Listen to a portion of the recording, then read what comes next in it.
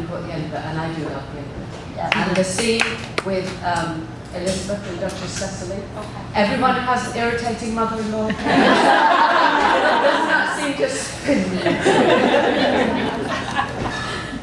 I'm going to talk for a little while about the 3 books that make up this television series, and then we'll just do questions and you can ask me whatever you like. I came to the women who make up the 3 women that are the basis of this television series and the 3 books, because I was looking for women in history, and they were there. It's not that I had to go and dig them up or invent them or create them. The women that I discovered that I'm writing about are 3 amongst many, many women who were immensely significant, active, powerful, ambitious, conniving, spiteful, dangerous, lovable, heroic, all of the qualities that we know that women have in the modern world, that we expect to see manifested in the modern world, were present, of course, in these medieval women. And the reason that they don't occur in history in the way that you would expect them to, the reason that, for instance, Jacquetta, Duchess of Bedford, Elizabeth Woodville's mother, played here by Janet McTeer, she doesn't even have a chapter to her name. She doesn't have a biography. There is nothing written on her at all until I wrote and published an essay on her, because I couldn't bear it that people were looking at my novel Lady of the Rivers and asking me who was this woman it was based on, and I could refer them to nothing.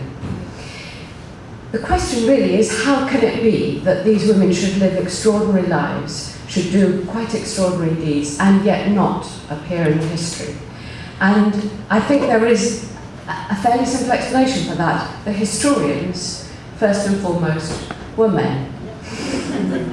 They weren't just men, they were men who had been trained in the Roman Catholic Church, and the Roman Catholic Church had 2 models of female behaviour. The one was Eve, the temptress, who led man into sin and whose behaviour must always be regarded with suspicion and anxiety, and whose story, if you came across a woman who seemed at all like Eve, like, say, Margaret of Anjou, was ambitious, dangerous, possibly sexual, her story must be suppressed. You don't want to talk about women like that. And the other Roman Catholic Church's vision of a woman was like Mary, the mother of Christ, who was completely without sexual activity and was completely without ambition. And that's a woman that is, in a sense, it is how they write about Margaret Beaufort. Margaret Beaufort managed to commission the historian Polydore Virgil to write her own biography, and what she tells the world through him, and the record comes down particularly through Shakespeare, then particularly through the Victorian historians who really took up on the Tudor and the Plantagenet histories and wrote them to us. What the history that comes down is of a woman of really saintly self-abnegation, driven only by a desire to honour the church and to honour her God, and almost reluctantly becomes the most powerful woman in England. Now, you don't need me, especially those of you who are women trying to live a life in modern society, that nobody gets to be the most powerful woman in England by saintly self-abnegation. It just doesn't work. You don't get the rewards without putting in the work. And the women that I'm interested in are the ones whose works have been concealed. In the case of Margaret Beaufort, the rebellion that we call the Buckingham Rebellion, which has come down to us in history as a rebellion called the Buckingham Rebellion, was at the time called the Beaufort Rebellion, because everybody knew Margaret Beaufort organised it. But by the time the history was written, and she had dictated the history to Polydore Virgil, the name has changed, and her task, her ambition as a rebel against an ordained king is completely obscured. Once it's her son on the throne, of course she wants it to be completely obscured. I wanted to talk very briefly about the women that you haven't seen yet. In that episode, you saw Elizabeth Woodville, the White Queen, and we opened very much, I have to say one of the prerequisites of the script was that we opened with a scene under the oak tree, a scene which occurs in the histories of the time, that it really did happen, that they really did fall in love, that it really was against the wishes of Warwick and against the wishes of Edward's mother. But the other women, you just glimpse Margaret Beaufort in there, and you just glimpse Anne Neville, and I want to tell you a little bit about Margaret Beaufort. She goes on to be the mother of Henry Tudor, but the novel which I wrote about her, which is called The Red Queen, starts even earlier than that, when she's just a little girl. And she has a vision when she's a very young little girl that she wants to be a woman of superior spiritual values. But she's married off. She's actually first betrothed when she's 4. She's married off ultimately when she's 12. Her husband sleeps with her and goes off to war and leaves her. He dies, and she is a widow and gives birth to her son at the age of 13. The person who understands her both, I believe, in the novel, but I believe actually in the real world as well, was her brother-in-law, Jasper Tudor. And in this piece here that I'm about to read you, she explains to him her ambition for her son. I dreamed of it, I tell him very quietly. When he was first conceived, I dreamed that to carry him and to give birth to him was my vocation, as to bring the French king to France was Jones. But I've never spoken to it to anyone but God. Say you were right, Jasper Tudor goes on, his whisper binding a spell around us both. Say that my brother didn't die in vain, for his death made this boy Earl of Richmond. His seed made this boy a Tudor, and so half-nephew to the King of England. Your carrying him made him a Beaufort, next in direct line to the King of England. Say this is your destiny, to go through these terrible times and bring this boy to the throne. Do you not think this?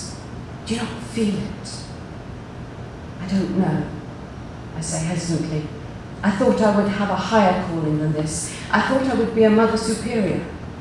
There's no more superior mother in the world, he says. You could be the mother of the King of England. What would they call me? What? He's distracted by my question. What would they call me if my son was King of England, but I wasn't crowned as Queen? He thinks. They'd probably call you Your Grace. Your son would make your husband a duke, perhaps. Then you would be Your Grace. My husband would be a duke. It's the only way you could be a duchess. As a woman, you could hold no title in your own right. I shake my head. Why should my husband be ennobled when it will be me who has done all the work? Jasper chokes back a laugh. Well, what title would you have? I think. Everyone can call me my lady the king's mother, I decide. They can call me my lady the king's mother, and I shall sign my letters Margaret R. Margaret R.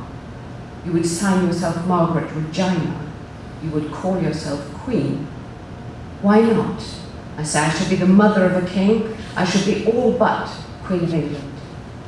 He bows with mock ceremony. You should be my lady the king's mother, and everyone will have to do whatever you say.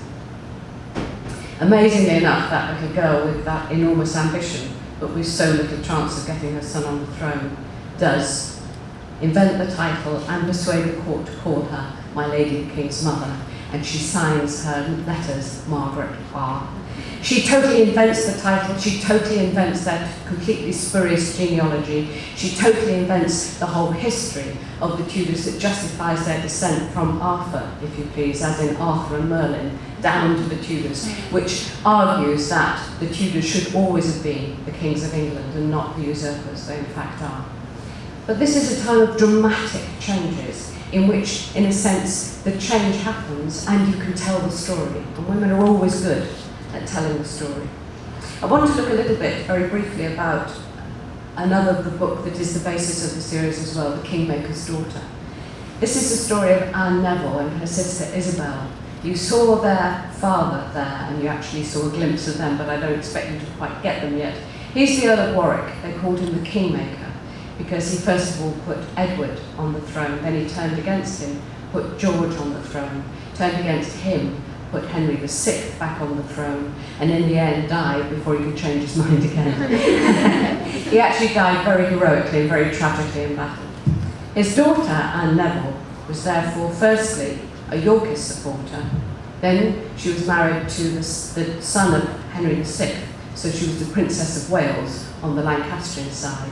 And finally, when she was widowed, she chose her own destiny, and she married the man who would become Richard III.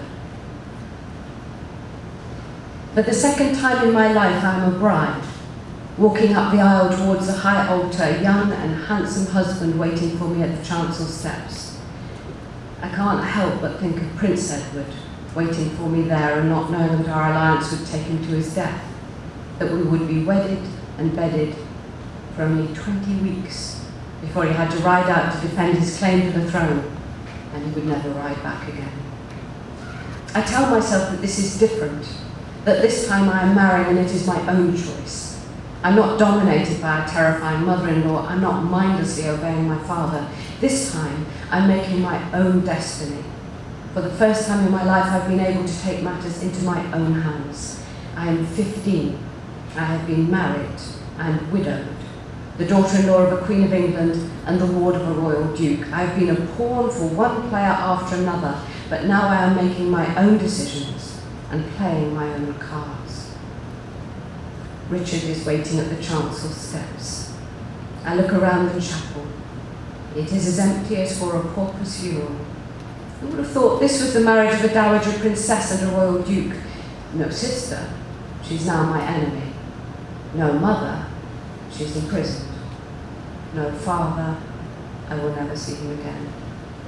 He died trying to put me on the throne of England, and he and his hopes are finished.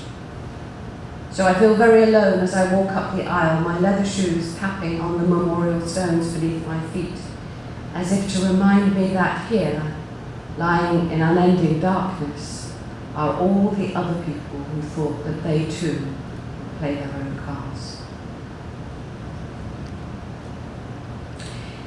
They're bleak stories because this is the medieval period and nobody lives very long. Most people die at the age of 45. 1 in 10 women dies in childbirth. The death rate for women in bed is worse than the death rate for men on the battlefield. It's a brutal time, and it's a time of immense fluctuations of power and immense conflict. And what's been hidden by the historians is the adventures and the determination and the ambitions of women as they make and break alliances with their sisters and